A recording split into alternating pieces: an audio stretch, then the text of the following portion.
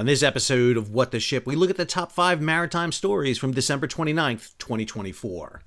I'm your host, Sal Mercogliano. Welcome to today's episode. So it has been too long since I've done What the Ship. For those of you who don't know, What the Ship is a weekly, bi-weekly video I usually do that talks about the top 5 maritime stories. I got sidetracked. There's been so much going on over the past month or two that I have not had the chance to do this. However, my New Year's resolution is to change the way I do some things on the channel. And one of them is to ensure that on Sunday, I put together a weekly recap, maybe shorter than they have been in the past, but I'm going to hit the top 5 stories with links to those stories, and more importantly, tell you what to look forward to in shipping over the next week. That's my goal. I'm going to try to do it. We'll see how well it goes. You know how New Year's resolutions go. If you're new to the channel, hey, take a moment, subscribe to the channel, and hit the bell so be alerted about new videos as they come out. So story number 1 comes to us from the Wall Street Journal. This is a story by Daniel Michaels. Fear that China rules the waves jolt U.S. to pursue maritime revival. The collapse of U.S. commercial shipping and shipbuilding poses national security risks, says a growing chorus in Washington. I did a video the other week talking about the new Ships for America Act. This was a bipartisan piece of legislation introduced into the U.S. Congress. Representative Jolts and Senator Rubio, Republicans, helped introduce that, along with Senator Kelly and Representative Garamendi, Democrats, and they come from all across. We're talking about Florida, Arizona, California. We also have Senator Todd Kelly stepping in for Senator Rubio from Indiana. So a lot of bipartisan support for this. And this piece takes the time to really break down what is happening. And I don't want to go over the bill itself because I have a whole video on that. But I do want to talk about the highlights in this article about why the U.S. is so focused on this right now.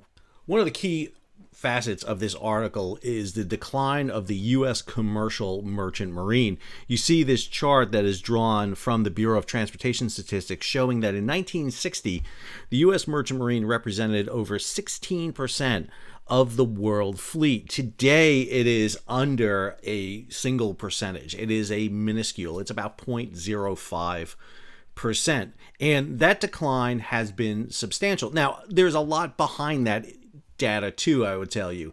Got to be very careful about it. The growth in the amount of cargo we ship around the world has increased dramatically. I mean, if you go from 1960, we're talking about hauling maybe about 3 billion tons of cargo on the world's oceans. Today, we're hauling 4 times that amount. And the good chunk of that cargo is hauled on open registry ships from open registries like Panama, Liberia, and the Marshall Islands. But the other issue here has to go to the rise of China and its influence in shipping. And one of the big areas is in shipbuilding. This chart shows you the growth of shipbuilding from the late 1800s roughly to the modern day. It's a little dated, this chart, but I'll provide you the context here.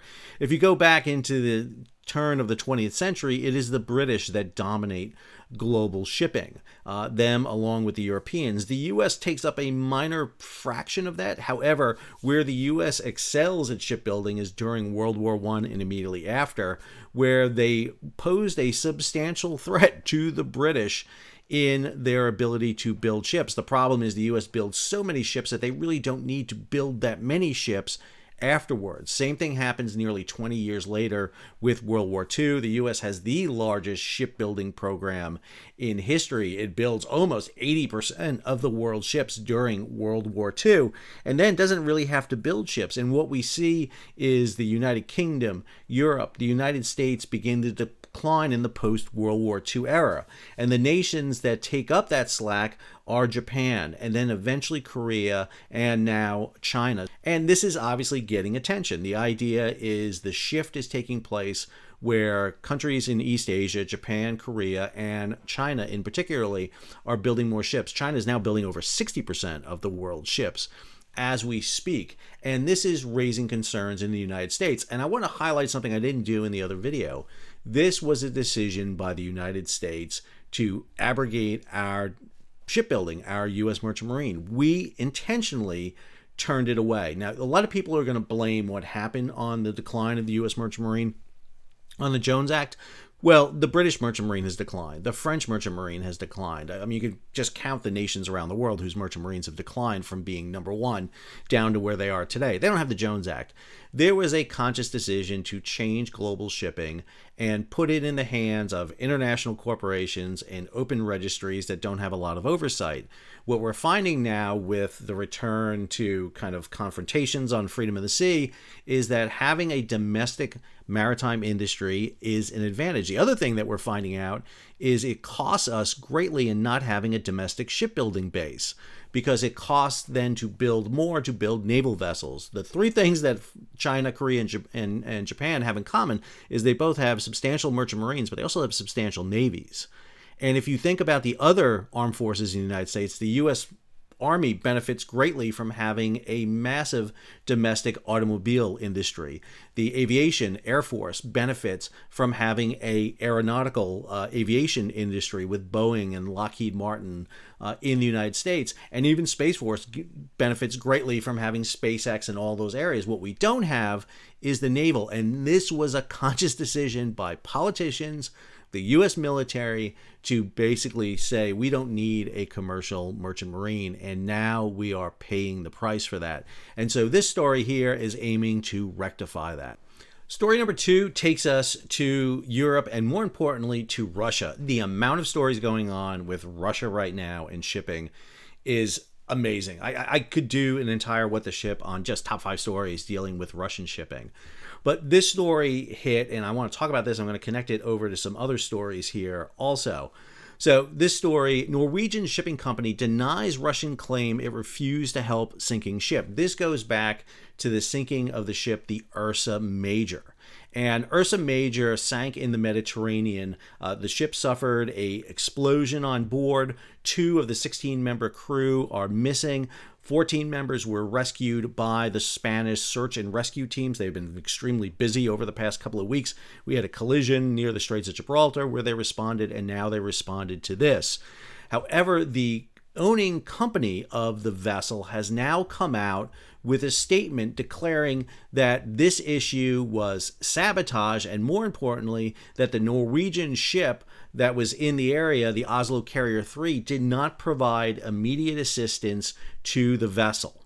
So this is the official report on the vessel, Ursa Major, that was put out by the operating company, Oberon Logistics.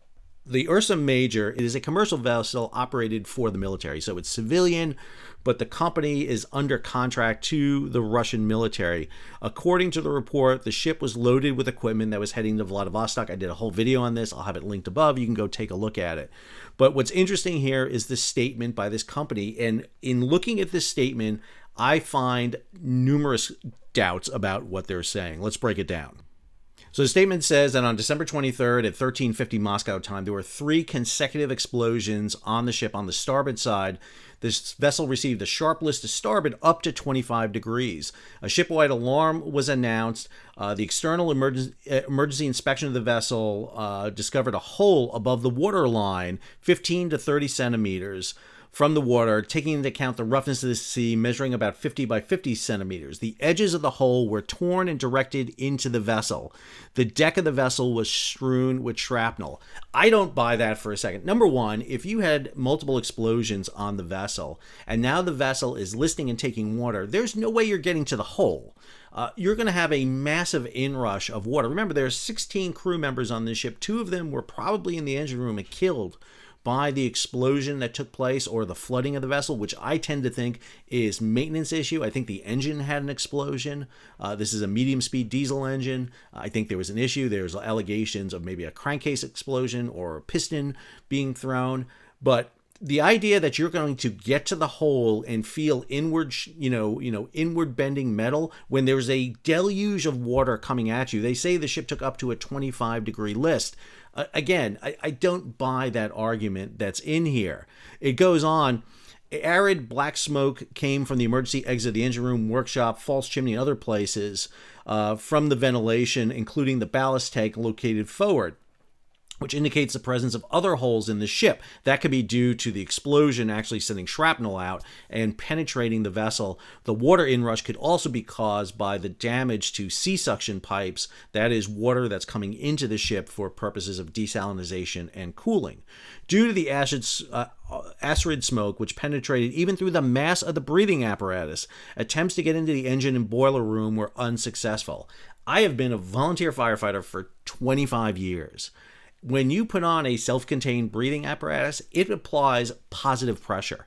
In other words, when you put it on and start taking your breaths, it is providing positive pressure so that if you have a seal leak, it is pushing air out, clean air from your tank out, so it doesn't allow smoke in. And even if they're using older type SCBA, self-contained breathing apparatus, there is a bypass valve that you can turn on that will flush your mask with smoke, so that if you're in an environment and your mask comes askew and you get smoke into it, you can purge it out. That I don't buy this. There's a lot of questions I have about this statement. The pumps of the ballast and roll system did not turn on due to lack of power. The emergency diesel generator started, but the power was not supplied to the system, which indicates the complete destruction of the main switchboard located in the engine room. Okay, that is not located on a bulkhead, against the side of the vessel. That tends to be in the center part of the engine room, within the control room, not down in the engine room. So if that got damaged and destroyed, that indicates more to me than limpet mines applied to the side of the vessel. This indicates a bigger problem with the vessel. Then says the crew of the vessel tried to localize the damage, but due to the sharp increase in the list to the starboard and trim to the stern, which would have put those holes underwater, realizing the loss of the vessel was imminent, the captain decided to evacuate the crew, and a distress signal was given. At 15:10, the crew of 14 people left the vessel in a lifeboat. 2 crew members were not found. This is where you get to the statement about the Oslo Carrier 3. When the lifeboat approached the boat, the vessel, part of the crew of which were Russian-speaking, refused to accept the crew members of the Ursa Major, referring to a certain prohibition. The circumstances is a gross violation of Article 10 of the International Convention on Salvage of 1989. After a while, 2 Spanish rescue vessels arrived. They took the crew members on board and took them into Cartagena. Just to be clear here, the story is that the ship that came alongside, these are the images that were provided. It shows the lifeboat alongside, Oslo Carrier 3. They provided aid to the crew on board. However, they were informed by Spanish Search and Rescue, don't allow them to board the vessel, have them hold on, because they were approaching the scene and they were going to take them in tow and take them back to land. So the Norwegian carrier differs with what we have, and the inconsistencies in this report are the problem I have. There's just too much I doubt about this issue. Now, we're not going to get a clear answer in any way, obviously. Could sabotage have been done? Of course. But again, this is a ship, the Ursa Major, that is under OFAC sanctions. This is the Office of Foreign Asset Control. So this is a German-built ship. They have probably not been able to do the maintenance. They probably haven't been able to get the parts for the vessel. And what I am thinking, this is more likely an engine issue. I should note that at the same time that this is happening, the sister ship of this vessel, the Sparta, is in the central Mediterranean right now, just kind of steaming in circles. Not exactly sure what is going on with that vessel. This is at the same time that we have a Russian-owned vessel flagged in the Cook Islands, that is the Eagle S, has been brought into Finland territorial waters, actually into Finland port. The ship has been anchored with its one remaining anchor. It has just the starboard anchor. The port anchor is missing. The reports we're getting now on this vessel from the Finns and the Swedes is that when the ship was ordered to stop, they found the ship trailing its port anchor chain. When they hauled up the port anchor chain, the section of the port anchor chain was missing, including the anchor itself. They then directed the vessel northward to anchor closer into Finland. They have since moved the ship in closer to the port of, I think it's Pavno.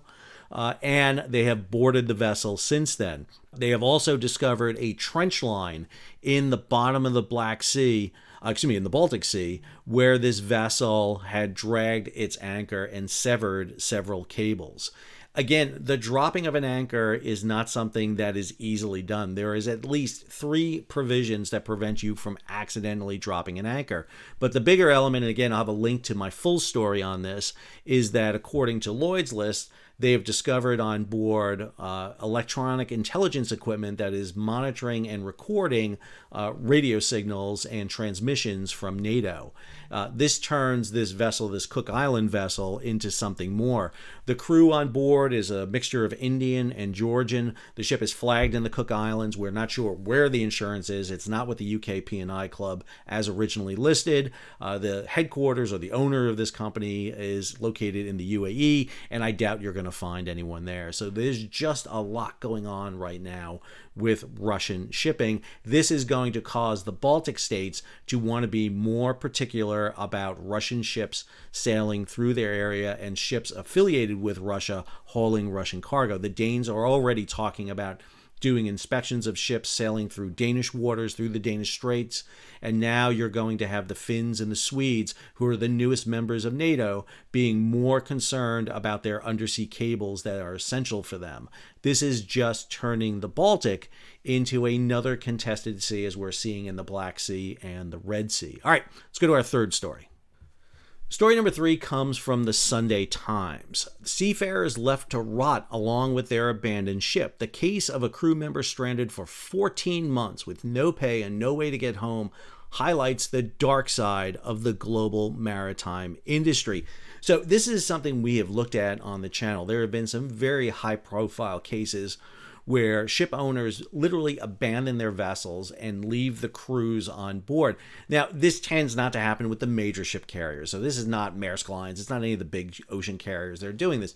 This is smaller regional carriers, and in this case, they're highlighting a tugboat called the Navarmar 3, which was located at Chittagong in Bangladesh. So this tends to happen in Africa and Asia with much smaller companies.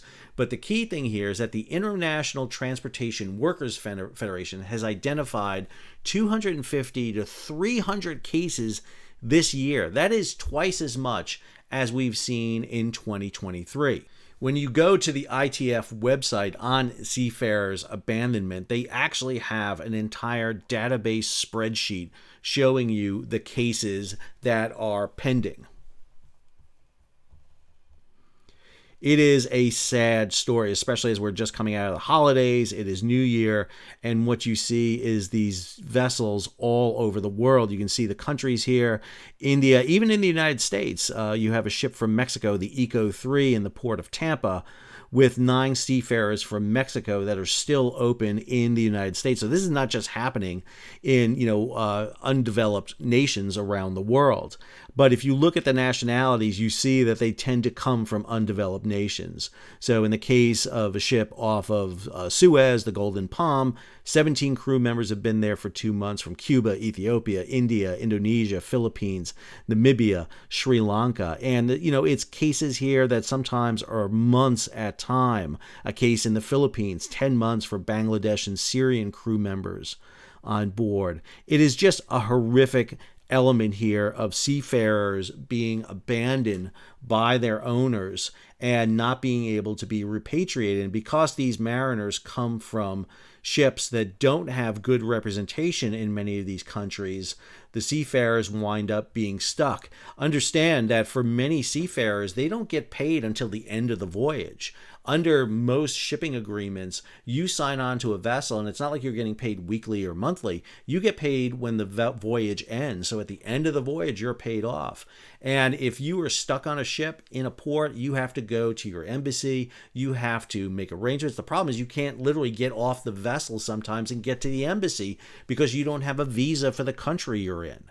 And this creates a myriad of problems for the seafarers involved. Now, we saw this happen immensely during COVID. When COVID took place, there was a problem with getting seafarers off ships to rotate home for normal crew exchanges. Countries would not allow this happen. Now we're seeing it amplified with 250 to 300 cases of seafarer abandonments around the world. Understand, our shipping, our entire economy resides on the backs of about 1.5 million seafarers who sail roughly over 100,000 vessels, over 100 gross tons around the world.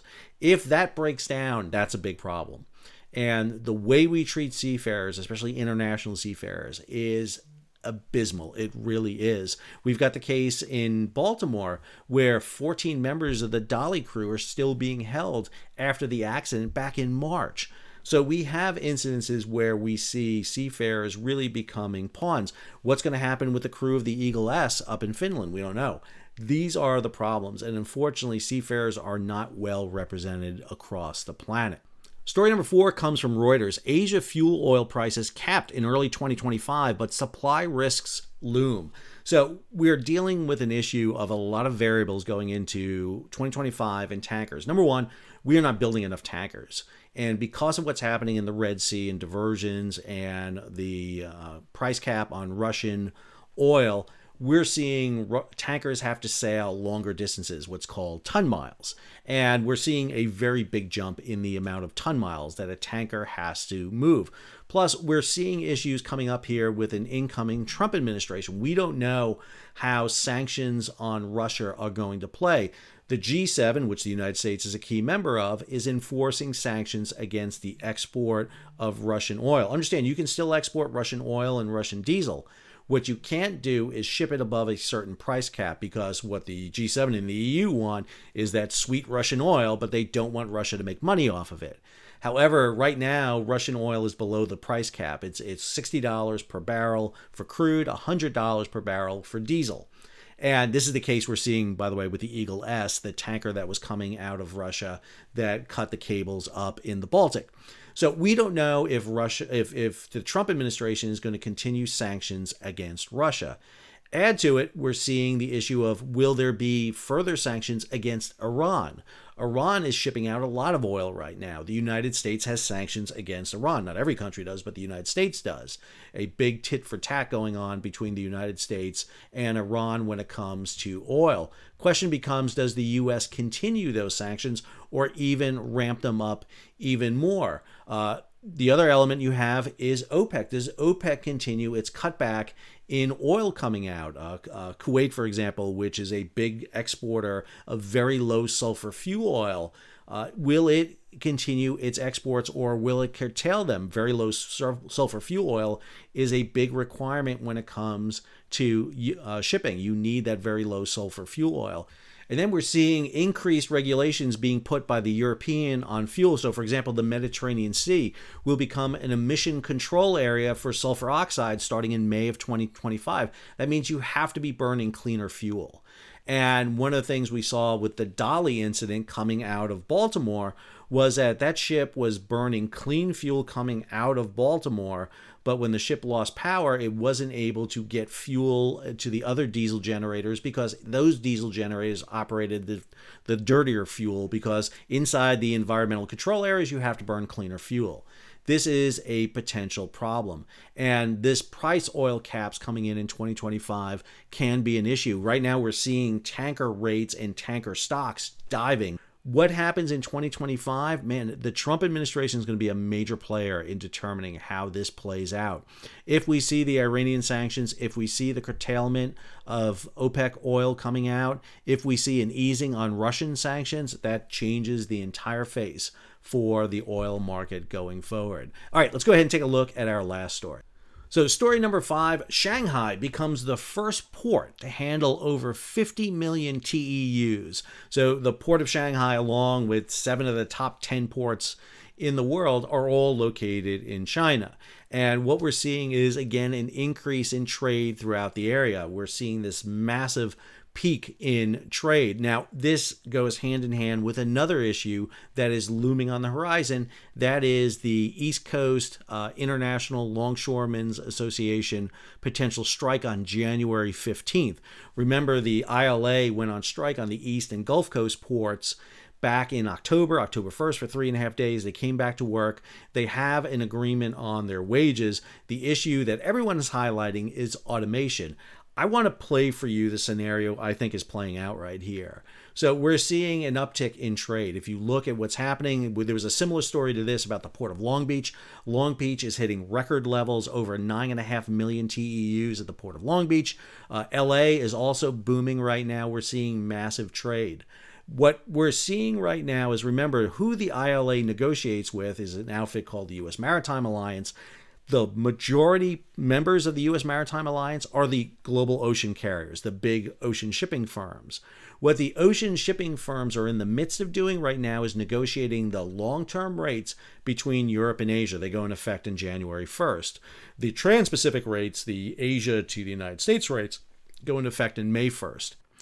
This talk of disruption on the East and Gulf Coast is forcing shipping to go to the West Coast. It's also diverting vessels around Africa because of the Houthi. We just heard the major shipping carriers all acknowledge that they are planning on continuing the diversion around the African Cape of Good Hope because of the Houthi attacks in the Red Sea. Even if the Houthi tomorrow stop shooting at vessels, not exactly clear that vessels return to that route. Even if they do, it'll take months to sort it out, so you're still going to have global disruptions. But one of the things that the argument between the ILA and the U.S. Maritime Alliance is doing is pushing more cargo into the Trans-Pacific, into the Asia-Europe trade, and what we're seeing is freight rates coming back up. This is the Drury Index. This is the Composite World Index. You'll note that way back in January of 2024, the composite index was roughly around $1,500.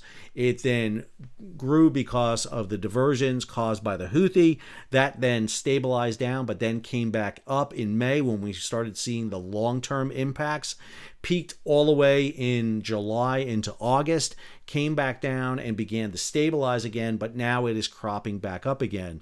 I cannot help but think that a disruption between the shipping carriers and unions in the East and Gulf Coast, that disruptions being caused by the Houthi in the area because of new expenses in going on to ship to Europe because of fuel. I mean, you already have ocean carriers putting surcharges on shipments the day Trump becomes president because they're not sure what Trump is going to do with tariffs. All of this is really manipulating freight rates quite a bit. Shanghai is being a massive port for movement with over 50 million TEUs. Let me be clear. I think that the East Coast, Gulf Coast have an agreement by January 15th. My word I'm getting is they'll be back in negotiations on January 6th. So Monday next week, they're back in negotiations. They're pretty much in sync about everything. Automation on the East and Gulf Coast by the ocean carriers is not as big as an issue as it is on the West Coast where they have it. I think they're going to go ahead, put this off for 6 years, let Harold Daggett retire, let his son Dennis come in. They'll negotiate for a phased-in approach toward automation in many of the ports, particularly in the transfer of containers in and out of the yards. That will make it more efficient. And then they'll work on the transloaders, the operations in the port. Again, the amount of ports that are automated around the world are about 8%, and most of them are ports like Shanghai that are not loading and unloading 50 million TEUs in and out of the ports. They are touching those containers. They're transloading them. They're big transshipment hubs, and that's where they get a lot of their movements, and they need to be moving containers in that way.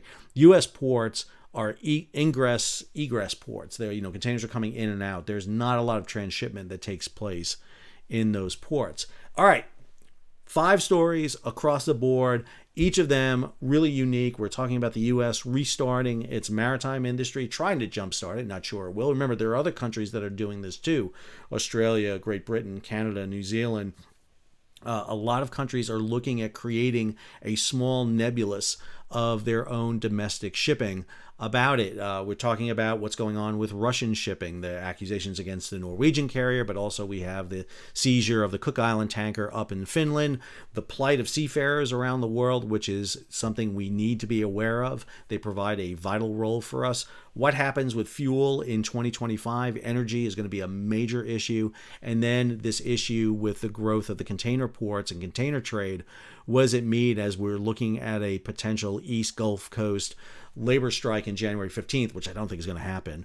But I do think that we're going to hear rumors of it because it benefits not just the labor union, the ILA, benefits the ocean carriers too. And that's something we keep forgetting. I hope you enjoyed today's episode. If you did, hey, take a moment, subscribe to the channel, and hit the bell so you'll be alerted about new videos as they come out. Leave a comment, share it across social media, and if you can, support the page. How do you do that? Hit that super thanks button down below, or head on over to Patreon, become a monthly, yearly subscriber. Remember, our videos are not just on YouTube anymore, but a few days later, they're going up on Spotify as a podcast. I hope you enjoyed today's What the Ship. I didn't quite get it under the time limit I want. I got to work on that. I will work on that. But I hope you enjoyed today's episode. Until our next episode, this is Sal, signing off.